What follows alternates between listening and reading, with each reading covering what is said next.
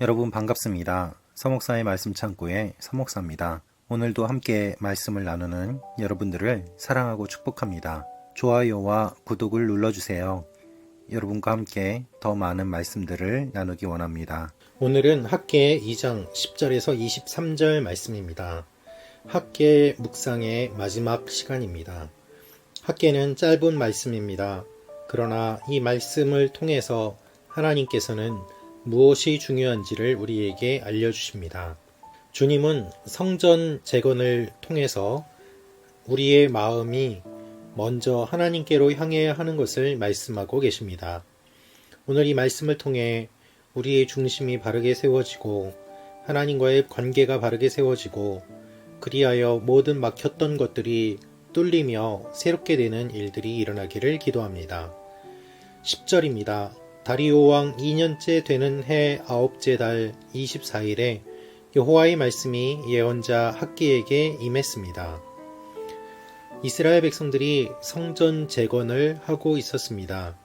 그런데 성전 재건을 시작하고 3개월 정도의 시간이 흘렀을 때에 하나님의 말씀이 다시 한번 임하게 됩니다.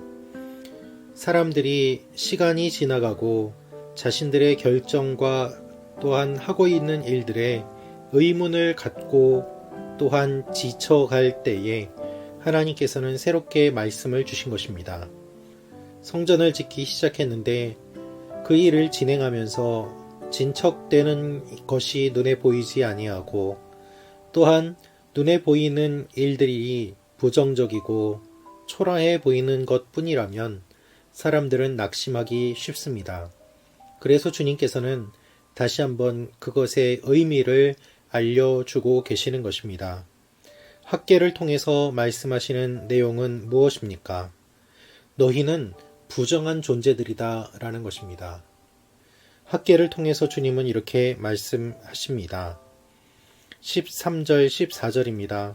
그러자 학계가 말했다. 만약 시체를 만져 부정해진 사람이 이것들 가운데 어느 것 하나를 만졌다면 그것도 부정해집니까? 부정해집니다 라고 제사장들이 대답했다. 그러자 학계가 대답했다. 내 앞에서 이 백성들이 그렇고 이 나라가 그렇다. 여호와께서 하시는 말씀이다. 그들 손으로 하는 모든 일이 그렇다. 그들이 그곳에서 바치는 것이 모두 부정한 것이다. 하나님께서는 성전을 짓기 전에 이스라엘 백성들이 하는 모든 일들이 다 부정한 것이었다고 말씀하십니다. 부정한 것이 부정한 것과 접촉하게 되면 부정하게 됩니다. 그래서 그들이 하는 모든 일들은 다 부정한 것이었고 거룩하게 하는 성전이 없었기 때문에 그들의 삶 전체가 부정한 삶이었음을 주님이 말씀하십니다. 15절입니다. 그러므로 이제 오늘부터 앞으로 어떻게 될지 잘 생각해 보아라. 여호와의 성전에 돌 하나를 다른 돌 위에 쌓기 전에는 어땠느냐? 즉 성전 건축을 하기 전에 너희의 모습이 어땠는지 잘 생각해 보라는 것입니다. 16절입니다. 그때는 곡식 20섬을 쌓아도 10섬밖에 없었고 포도주 틀에서 50통을 기르어도 20통뿐이었다. 노력하고 애쓰는 것 같았지만 하나님께서는 병과 곰팡이와 우박으로 치시고 또한 말라 죽는 곡식들이 많았다는 것입니다.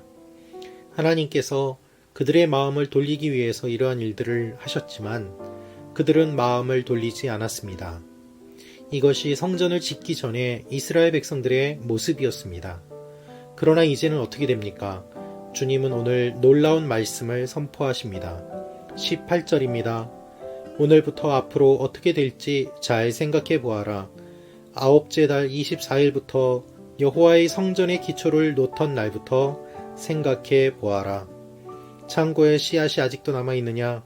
아직 포도나무와 무화과나무와 석류나무와 올리브나무가 열매를 맺지 못했지만 오늘부터는 내가 너희에게 복을 주겠다.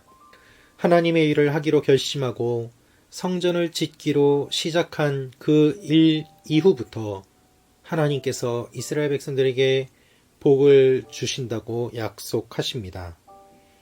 금도 내 것이고 은도 내 것이다 라고 말씀하신 주님께서 이제 복 주기로 결심하신 것입니다. 이 결정적인 전환점이 어디에 있습니까?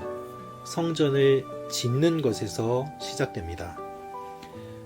열심히 애쓰고 노력해도 손에 잡는 것이 없던 그 시간에서 성전을 짓기로 결심하고 나아감으로 말미암아 변화가 시작된 것입니다.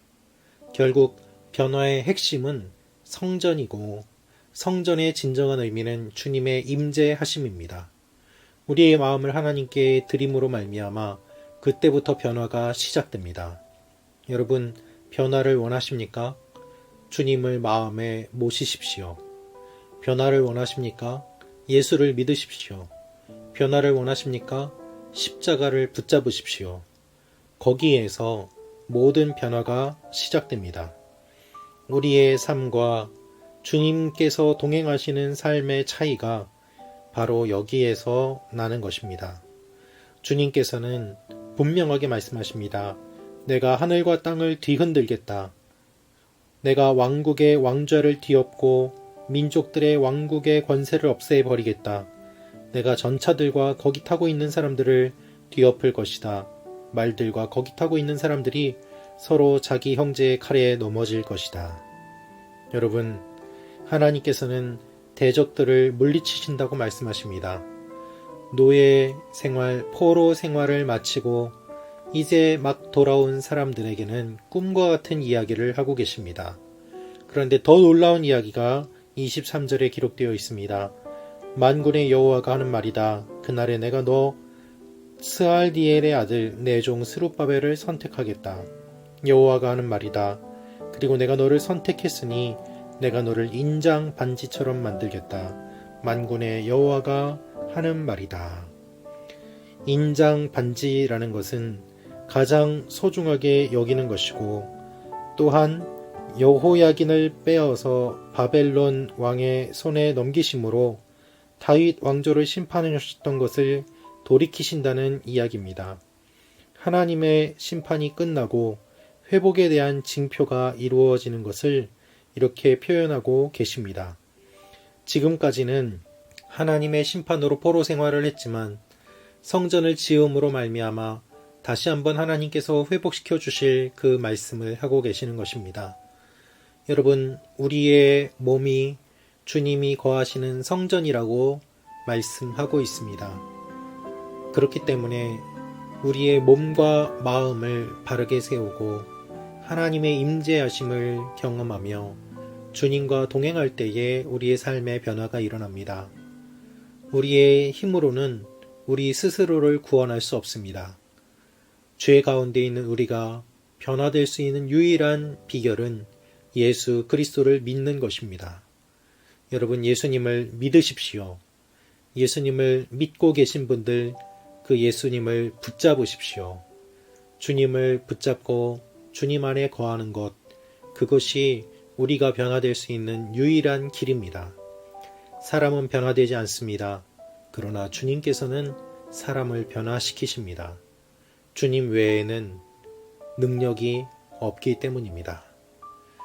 이 사실을 기억하며 우리의 삶의 변화를 추구하고 하나님 앞에 새로운 삶이 되도록 기도하며 나아가는 여러분과 제가 되기를 축원합니다. 하나님께서 여러분을 귀하게 여기시고 은과 금을 다 허락하시며 하나님의 영광을 우리에게 부어주시고 주님의 면류관을 우리에게 씌워주실 것입니다. 그 일을 꿈꾸며 나아가는 여러분 한 분 한 분이 되시기를 축원합니다. 기도하겠습니다. 살아계신 아버지 하나님, 죄인 되었던 우리를 구원하여 주시고 변화되는 삶을 살게 하심을 감사합니다. 날마다 변화된 삶을 살게 하시고 과거로 돌아가지 않게 하시며 구원받은 사람으로 합당한 삶을 살게 하여 주옵소서. 우리의 삶이 초라해 보이지만 주님께서 거하시는 삶임을 기억하며 하나님 앞에 날마다 거룩한 전을 쌓으며 나아가는 하나님의 백성들이 되게 하여 주옵소서. 내일은 주일입니다. 거룩한 주일 예배드리지 못하고 각자의 처소에서 하나님 앞에 나아가는 한 분 한 분을 주님께서 기억하여 주시고 주님의 몸된 교회를 주님께서 지켜주시며 아버지 하나님, 신령과 진정으로 드리는 예배가 우리들 가운데 임하게 하여 주옵소서. 서로 만나기를 사모하며 평소에 예배드렸던 그 기쁨이 얼마나 귀했던 것인지를 기억하고 또한 한 교회 어떠한 예배라도 코로나가 감염되지 않도록 주님께서 지켜주시며 하루속히 이 전 세계적인 어려움이 해결되도록 주여 붙잡아 주시옵소서. 예수님의 이름으로 기도합니다. 아멘.